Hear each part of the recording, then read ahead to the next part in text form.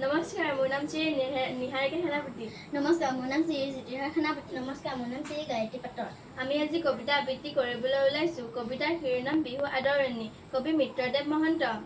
বিহু আদৰণি শুনাই ছটাই পেপাতি বজাই ৰঙালী অহালৈ পদূলি মুখত বাট চাই চাই থাকিম কিমান ৰৈ। আনিলো জেতুকা, আনিলো থেৰেজু, আনিলো বহমথুৰি, মাখিয়তী পাতে তৰা পঘাৰে আউলা পেলালো জুৰি।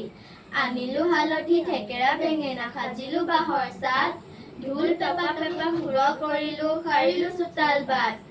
আই কাটিলে শালৰ গামোচা, আঁচল ভমকা ফুল, বাই আনি থলে খোপালৈ বুলি ৰচঙা কপৌ ফুল।